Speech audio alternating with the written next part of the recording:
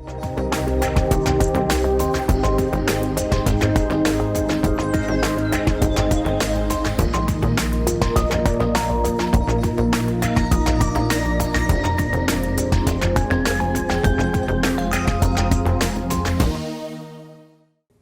un placer estar con ustedes nuevamente acá en este espacio de Conecta Cortésmente, un espacio que hemos creado para que por medio de nuestros invitados y los contenidos mejoremos nuestro criterio, nuestra información, nuestro conocimiento.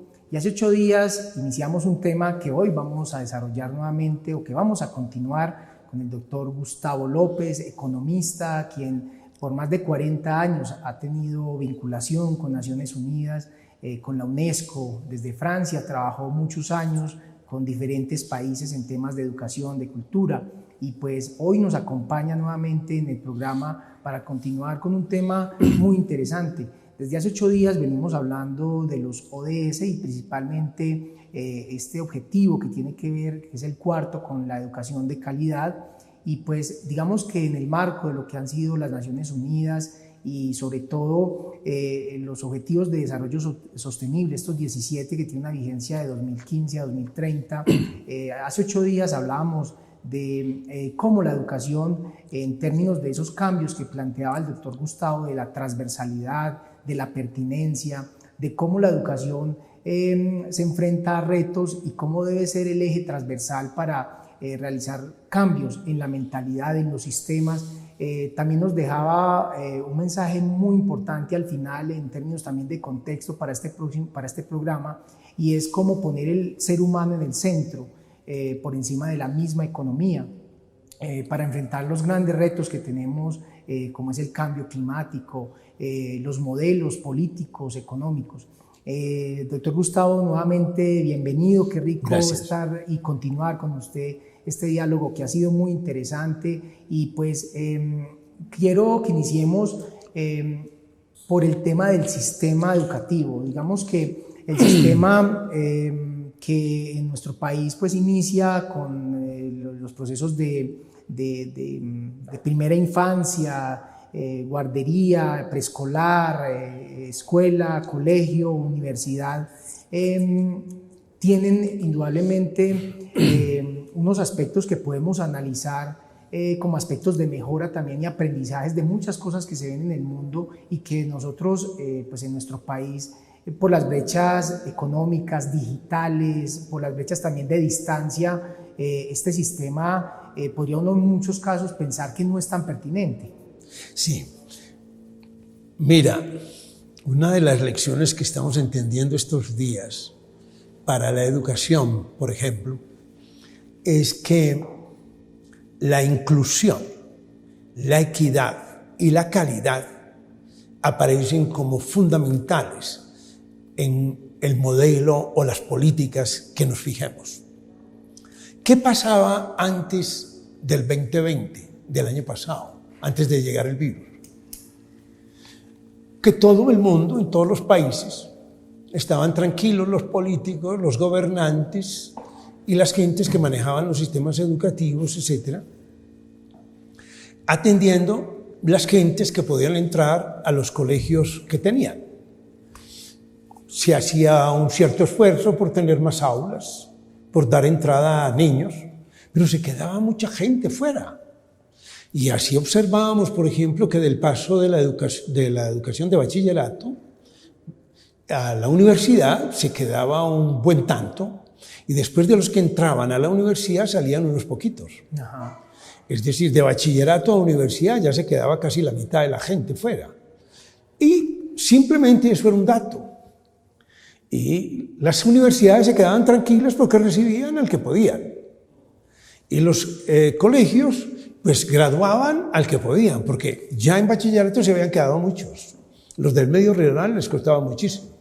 Uh-huh. Ya en preescolar y en jardín de infancia, pues era muy poquita la gente que tenía acceso. ¿Qué nos ha mostrado hoy en día la pandemia? ¿Qué nos mostró el año 2020?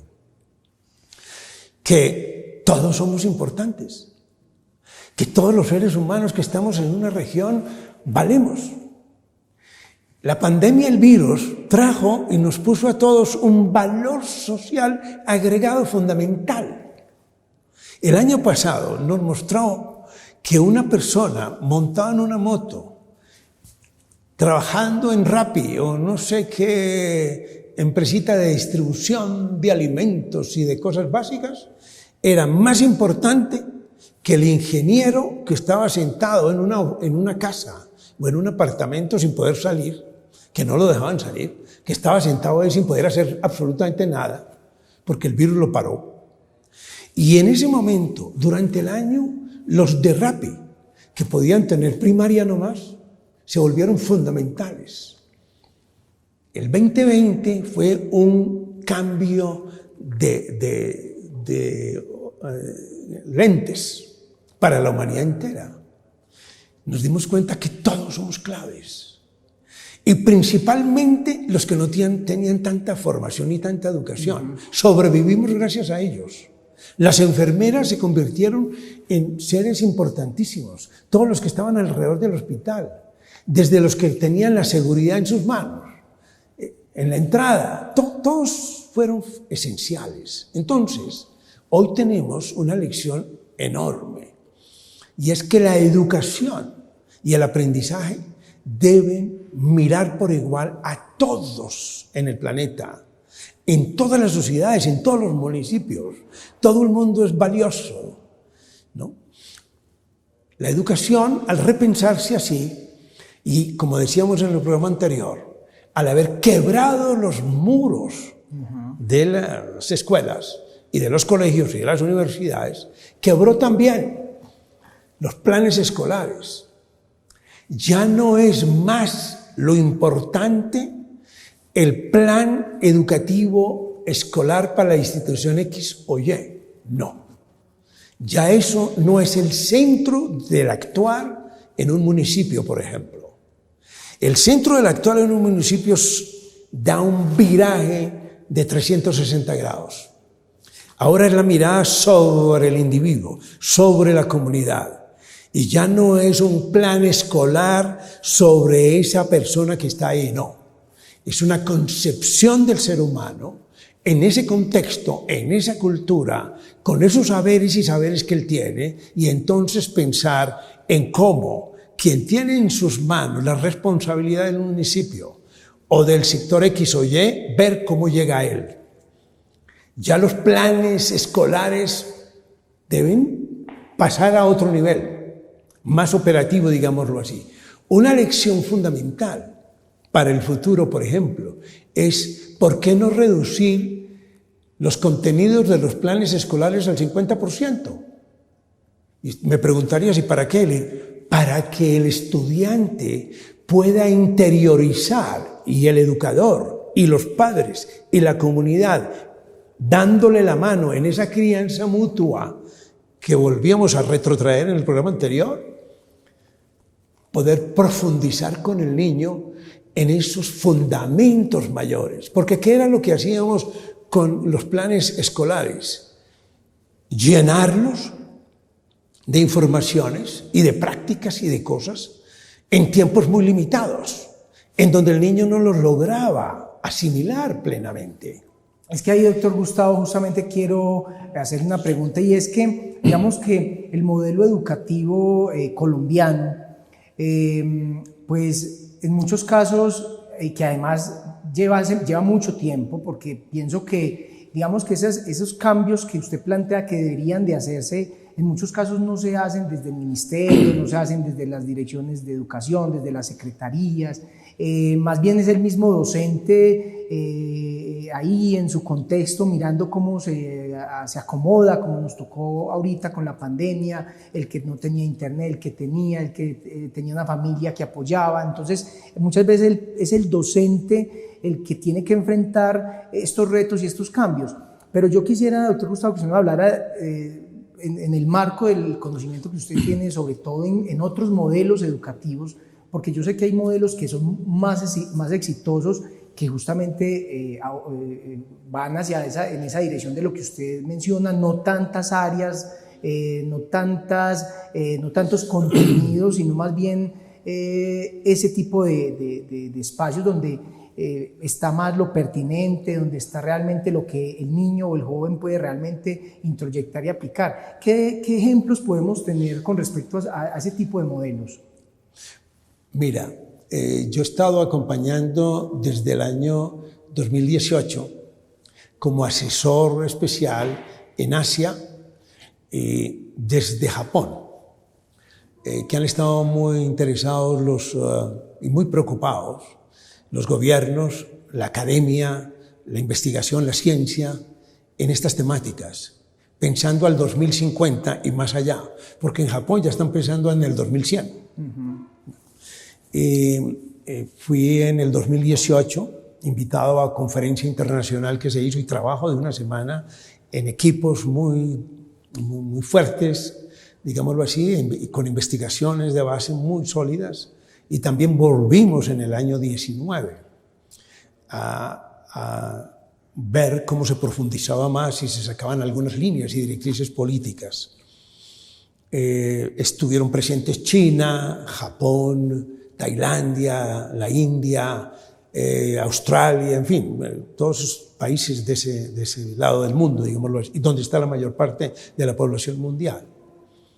A mí me llamó mucho la atención en Japón, por ejemplo, la importancia que le dan a la educación inicial, desde el preescolar, desde los 2 y 3 años. En Japón consideran, y eso es a pedido mismo de la ciencia, porque ellos cuando discutieron hace unas 3-4 décadas cómo hacer en ciencia, llegaron a la conclusión los grandes científicos japoneses de que para poder tener una buena política en ciencia, había que invertir, no en laboratorios inmediatamente, sino en el preescolar, en el jardín de infancia. En otras palabras, y esa política y esa reflexión se volvió mundial.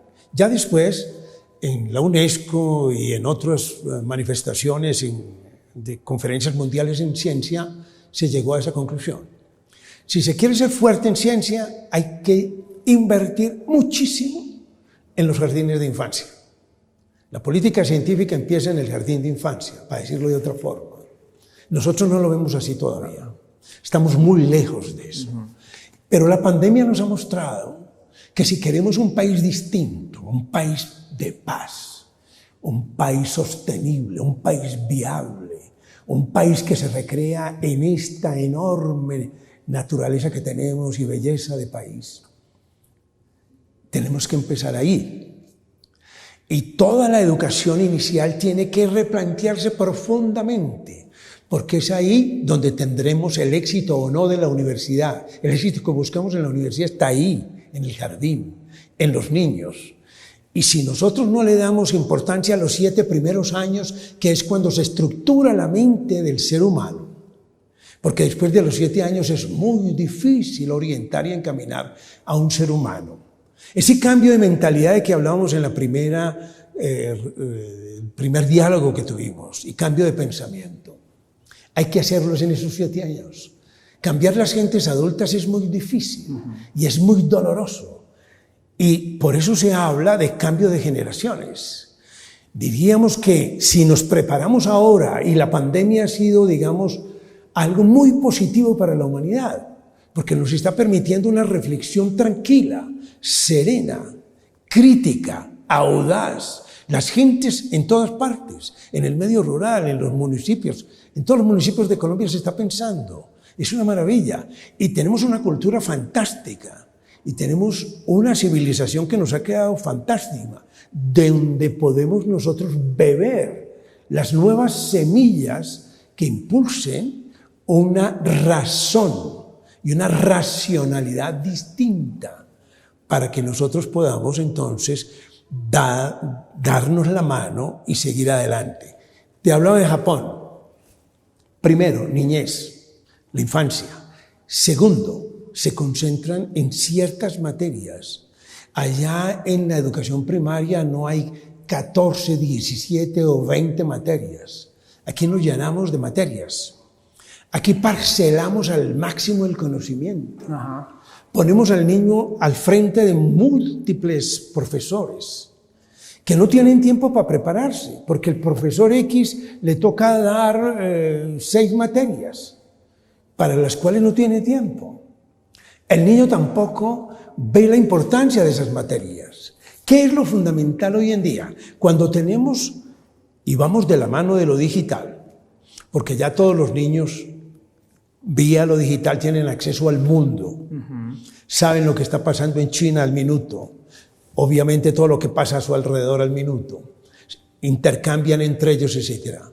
Si nosotros lográramos en los primeros 5 años de educación primaria o hasta la educación primaria, a que el niño aprenda a pensar, básicamente eso, que sepa el lenguaje, darle importancia al lenguaje, porque la comunicación es fundamental. Sin comunicación no somos nada, ¿no? Y por ahí nos acercamos a la cultura. Si le enseñamos el lenguaje, y o sea, además, el idioma. Con el tema del lenguaje tenemos un gran reto, doctor Gustavo, y es que en cierta parte se está perdiendo el lenguaje por lo digital. Por lo digital. Por los mensajes. Los niños no dialogan. Imágenes. Entonces hay que volver a hacer que los niños dialoguen. Me llamó mucho, ahora que hablas de esto, en las visitas a Japón, como en primaria no hay ningún aparato, no hay ninguna tecnología. En primaria todos los niños lo que tienen es papel, colores y juegos. A partir de eso los niños se desarrollan y los niños tienen derecho a usar los celulares y los equipos básicamente en casa, orientados por los padres, porque la escuela y el gobierno obligan a los padres a ser responsables en la utilización de los equipos. Pero en la escuela no se usa prácticamente. ¿Por qué? Porque ellos van de frente a esa gran obligación que es, uno, que los niños se humanicen en una relación directa y cercana entre ellos, que jueguen entre ellos, que se abracen, que se logren entender como personas y que como personas crezcan. Entonces tienen responsabilidades desde chiquito. 15 minutos antes de terminar su permanencia en la escuela, paran todas las actividades y en esos 15 minutos los niños cada uno tiene una actividad precisa para dejar la escuela, su aula, los corredores, todo impecable. A los 15 minutos los niños vuelven y guardan todos los instrumentos de limpieza o lo que sea y tú encontrarás una escuela y un ambiente escolar perfecto. ¿Por qué? Porque les enseñan responsabilidades. Usted me mencionaba justamente el lenguaje. Lenguaje, es uno. 2, pensar. Hay que enseñarles a los niños a pensar. Y las matemáticas son fundamentales para eso. Pero las matemáticas enseñadas de una forma agradable, amena. Usted puede enseñar matemáticas saliendo al campo. Usted puede enseñar matemáticas jugando. Usted puede no ponerse al tablero simplemente a obligar a los niños a que es esto más esto, sino ellos deducir. Entonces, matemáticas es fundamental. Y otra cosa que es fundamental es la historia, la memoria, para vincular con la cultura. Exacto, eso le iba a decir, me imagino que las artes tienen importancia. Es columna vertebral.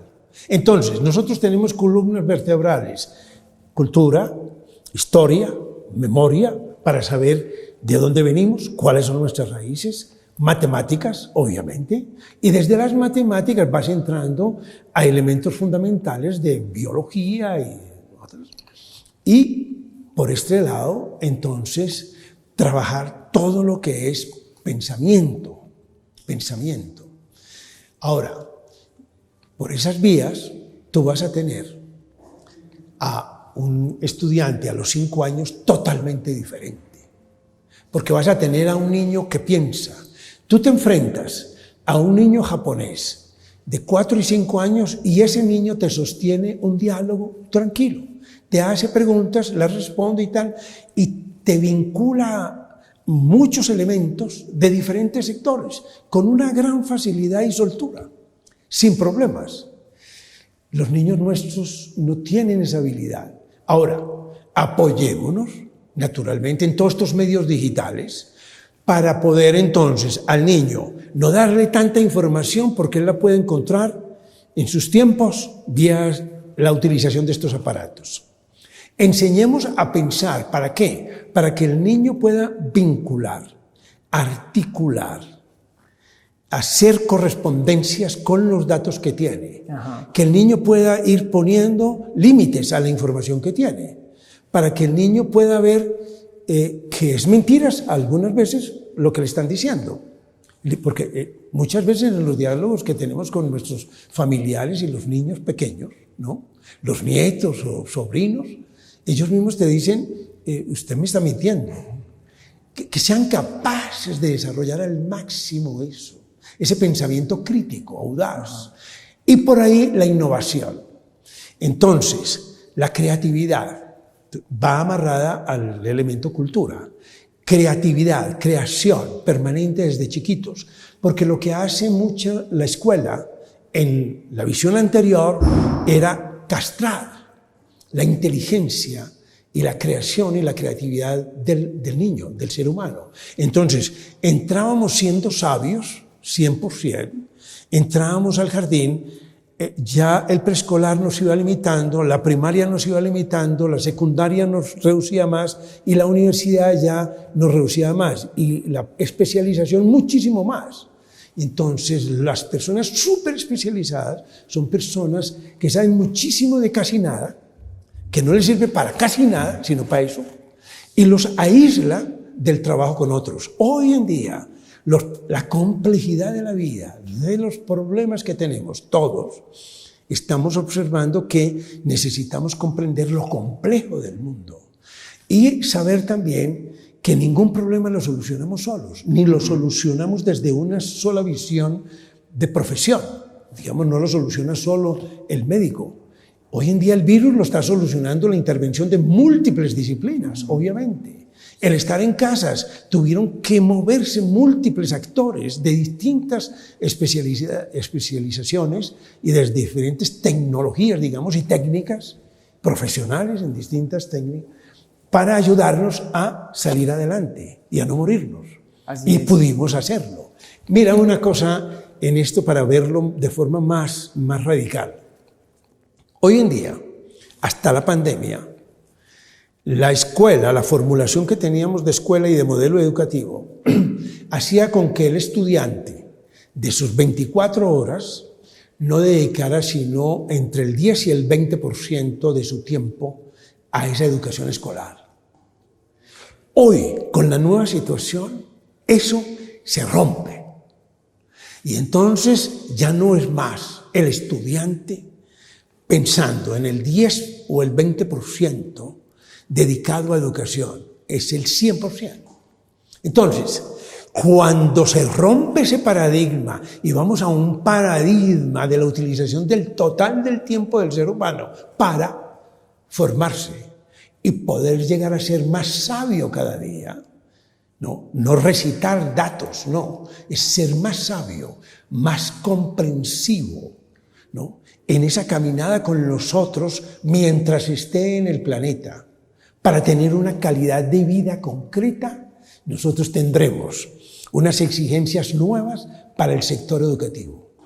Yo diría que las personas que tienen en sus manos el sector educativo hoy en día tienen una de las empresas más importantes, más exigentes que la historia de la humanidad haya podido tener, al menos en estos 300 últimos 50 años que hemos tenido, digamos, de una concepción escolarizante, digámoslo así, y de formación. Doctor Gustavo, pues creo que podríamos nuevamente estar más adelante en otro espacio conversando de educación y de otros temas, porque realmente con ustedes siempre es una dicha conversar, porque los aprendizajes, las enseñanzas, su experiencia realmente lo llena a uno de reflexiones, de información, de conocimiento, y eso es lo que nosotros queremos desde acá, desde Conecta, propiciar. Quedan algunos temas que faltarían por abordar, pero creo que son muy importantes sus reflexiones. Podríamos pensar en algún momento de reflexión sobre lo que anunciamos en el anterior, y es que profesor es el que se requiere hoy en día. ¿Qué tipo de educador? ¿Cuál es ese salto gigantesco cualitativo que tiene que pensarse frente a los que son los responsables de esa animación educativa y cultural en las sociedades hoy en día? Así es. Porque ya no es más el señor asalariado X o Y que tiene tales derechos y tales cosas, tales horitas de trabajo, no.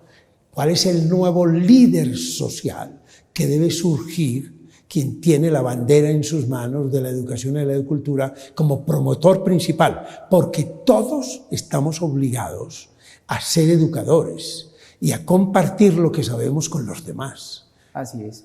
Doctor Gustavo, pues muy seguramente este tema y muchos otros tendremos la posibilidad de nuevamente volverlo a invitar, y sobre todo agradeciéndole por siempre tener la apertura, tener esa disposición para compartir su conocimiento, porque pues personalmente le tengo mucha admiración. Desde que estaba en Cultura siempre fue un gran consejero para mí, para muchos de los planteamientos que quisimos hacer desde Cultura, y pues hoy para nosotros es un gran honor nuevamente compartir con usted. Muchísimas gracias. A ustedes mil gracias y mucha suerte. Gracias. Muy bien, a todos ustedes, queridos televidentes, los invitamos para que estemos la próxima semana con otro invitado más, hablando frente a frente, cortésmente.